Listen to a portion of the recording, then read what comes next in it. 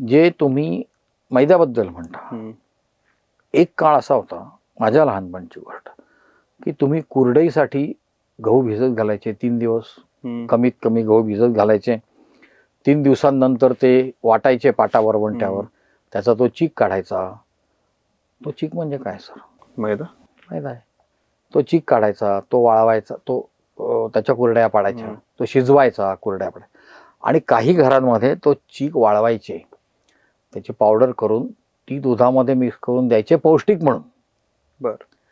गव्हामध्ये जो ग्लुटेन नावाचा प्रकार आहे ना, ते प्रोटीन आहे. गव्हामध्ये जेवढं प्रोटीन आहे तेवढं कशातच प्रोटीन नाही आहे, कुठल्या धान्यामध्ये म्हणजे आय मीन. बर. सोयाबीनमध्ये असेल तर त्या तेलबिया आहेत. तर 2 प्रकारची प्रोटीन्स एकत्र होऊन ग्लुटेन नावाचा प्रकार तयार होतो.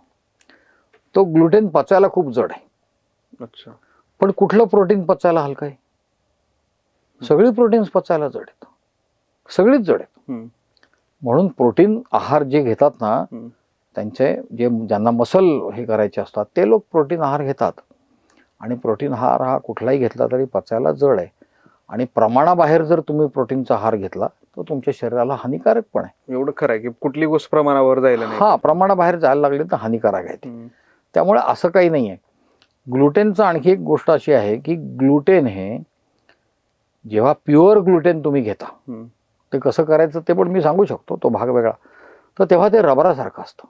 अच्छा. असं रबरी असतं. मग जेवढा असा रबरासारखा पदार्थ तो पचायला जड असणारच आहे, काही प्रश्न नाही. पण ते ग्लुटेन जेव्हा आम्ही भाजतो, खारी तुम्ही असा चुरा करा, लगेच सुरती बटर चुरा करा, ते थोडीच रबरासारखं आहे. ते तुम्ही पाण्यात घाला तरी ते रबरासारखं होत नाही, लगेच सुरगळा होतो. हा, मग ते पचायला काही जड नाही.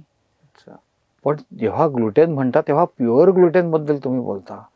खारी बेकरी प्रॉडक्ट मधलं ग्लुटेन हे प्युअर ग्लुटेन नाही आहे. अच्छा.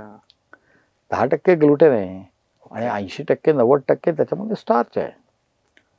त्यामुळे असा भोगा तुम्ही करा, कधी पण पाण्यात घाला किंवा दुधात घाला, ते कधीच रबरी होणार नाही.